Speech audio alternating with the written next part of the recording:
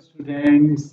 Great welcome you to our channel. Let's start functions. We have been doing function topic for two sessions. This is our second session.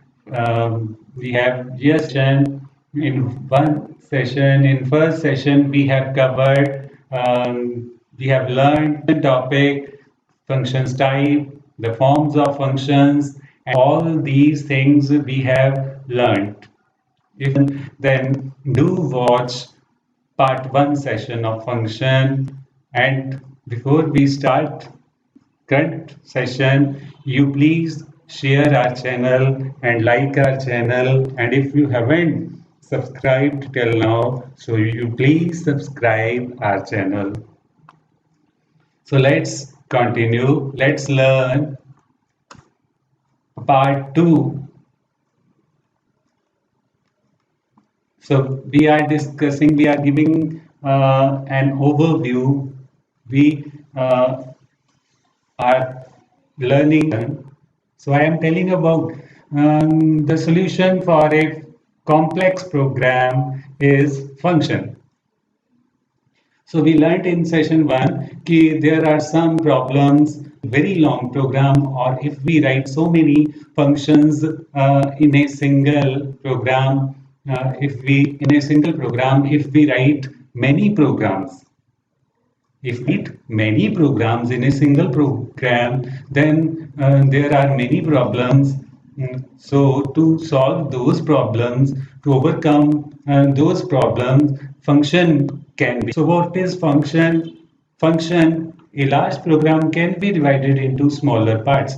We can divide a large function into smaller parts, and those smaller parts are called functions. And we can also call it as a routine or procedure, and every function has its own set of commands. So now we have already learned there are 4 categories, and we are doing today's second category of function. So second category of function is function with argument and no return. It is also called second form because a function can appear in different form. So this is the appearance in another form, second form. This is the appearance of function, some function in second form. So now you how to create a function with this category. So first of all, you will write void. Whenever you will create such type of function with such category, then first of all you will write void. Always you will write first void for this category. In case of this category, void, then the name of function, then round bracket, arguments, number of values the function will take. So this sum is the function. We have kept a name of function sum. This is our sum function. This sum function will do its work when it will get 2 values. If it does not get 2 values, then it will not work. So it needs 2 values for working. So f and s. First value will be received into f and second value will be received into s. So f and s are called formal arguments. So we have to write how I am telling you the way. First of all, you will write that void, then name of function, then number of values it will take. You have to write the variable names, number of variables name it will take with its data type, number of variables f and s, and so I have declared int f and int s. So in this way you will also declare in this way. So f and s are called formal arguments. So we know that a program can have many parts, many functions. Every part can take data from other part, which will take 2 arguments, but this function will not give any value. this function will not return any value. To whom? That will who will use this function? The function that will use it will not get value.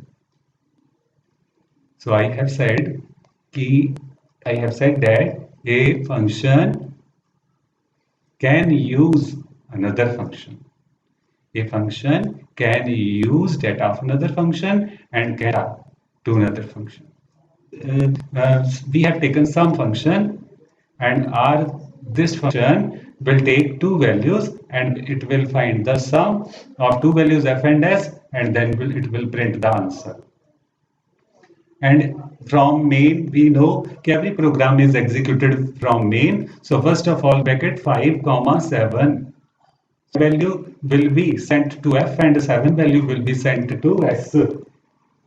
Then f will be added and answer will be stored into an ANS variable. Then printf will print the answer. In this, after printing answer, program control will come to sum 8 comma 9. Then 8 will be stored into f and 9 will be stored into s. So in this way, 17 answer will be printed here. So this is one of the way you can do program, or we can write a function with this category. So this is how to pass another method, another way to pass value. Here we wrote 5 comma 7 fixed value we gave.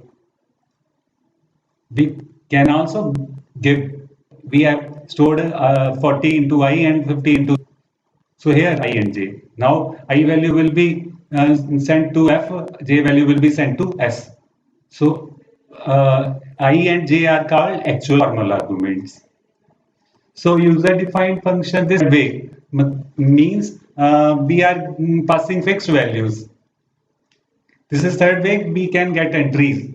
So here we have got entries. We are getting two entries, first two numbers a and b. Now the method is same, the passing way is same, a and b. A value will be sent to f and b value will type in which we can pass the value. So this is another way in which we can pass the data to a function. So we have learned how to pass values to function. So now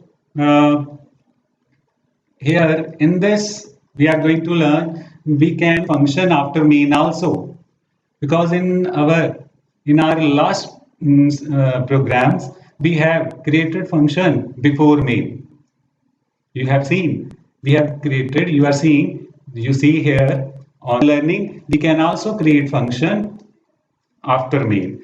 So if we want to create function after main, then we have to write the function name, full function name with its argument before the main.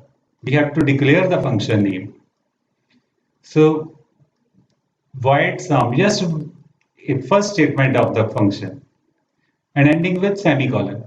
And we have to end this statement with semicolon. This is called function prototype. So now you have learned specially three words: function prototype, actual arguments, and formal arguments. Okay.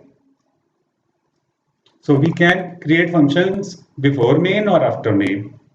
We are creating our own functions. We are creating user-defined functions.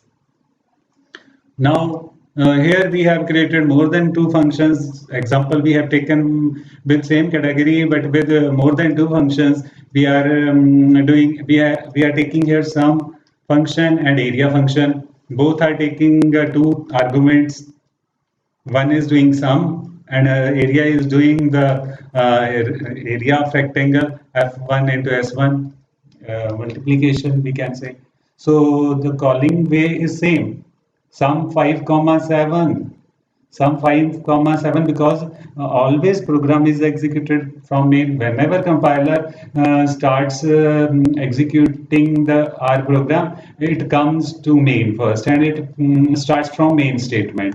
So compiler will read sum 5 comma 7 and 5 will be sent to f, 7 will be sent to s, and then 12 answer will be printed. and in after printing 12 answer it will read area 8 comma 9, 8 comma 9, 8 will be stored into F1 and 9 will be stored into S1, because in case of area it will go to area function. So area 8 comma 9. Okay, so these some 5 statements we have already learned. So you have learned today second category of functions.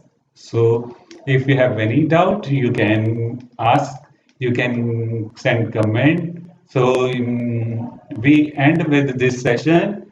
So you please subscribe our channel and keep on watching our sessions. Thank you. Have a nice time.